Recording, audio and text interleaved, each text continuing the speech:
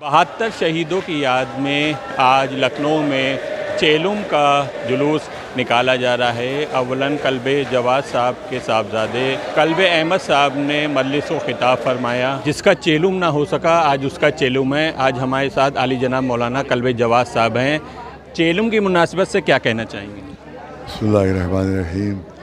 देखिए, चेलुम कहते हैं कि वफ़ात के बाद या शहादत के बाद जो 40वां दिन होता है तो उसको चेलुम कहा जाता है, क्योंकि आज इमाम हुसैन की शहादत जो 10 मुहर्रम को हुई थी, आज उसको 40 दिन हुए हैं। लिहाजा पूरी दुनिया में चेलुम मनाया जा रहा है। ख़ास तौर से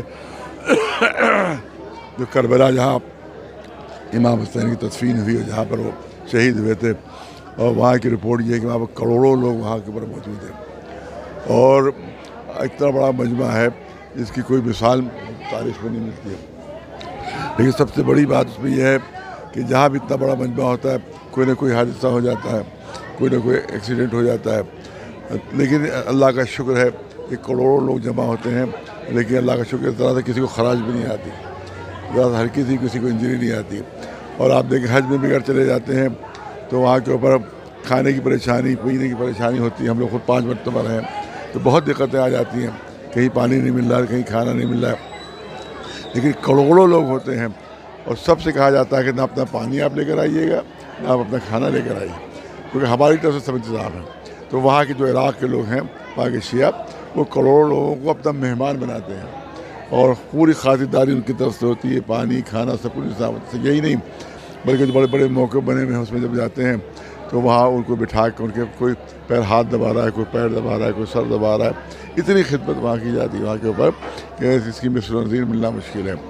और आप देखें, ये 40 दिन इसलिए बनाया जाता है कि इसकी रिवायत में मौजूद है कि इमाम हुसैन की शहादत के बाद 40 दिन तक आसमान से खून की बारिश हुई थी। 40 दिन तक ज़मीन से जो भी पत्थर उठाया जाता था उसमें से नीचे खून निकलता था।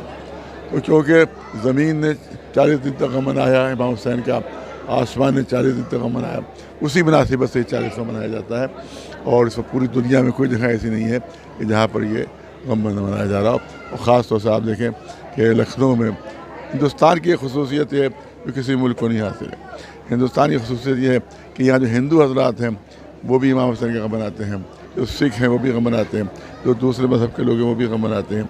और आप देखें जाकर कि देहातों में हिंदू औरतें जो है वो इमाम हुसैन का मातम करती हैं, ताज़िया रखती हैं। तो ये ऐसी खसूसियत है कि मैं तो समझता हूँ दुनिया के किसी मुल्क को हासिल नहीं है कि दूसरे मज़हब की औरतें और वहाँ के मर्द और जवान और बच्चे इमाम हुसैन का गम मनाते हैं। क्योंकि इमाम हुसैन की शहादत ऐसी है कि जिसके दिल में हल्की भी इंसानियत है वो मुतासर हो जाता है और इमाम हुसैन का गम मनाता है। यही खसूसियत है इमाम हुसैन के गम की, जो किसी भी दुनिया के गम को हासिल नहीं है। ये थे अली जनाब मौलाना कल्बे जवाद साहब। उसके बाद ईदत के साथ में यहाँ पर अलम बरामद हो रहे हैं और लोग मातम और सीना जनी करते हुए आगे बढ़ रहे हैं।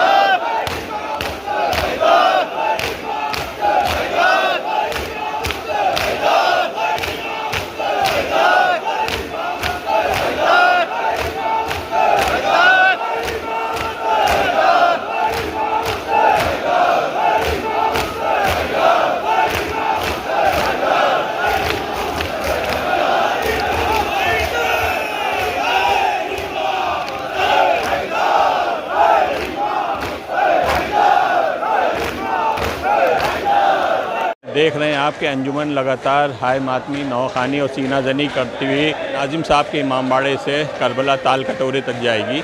सज्जाद टाइम से मैं जमाल मिर्ज़ा।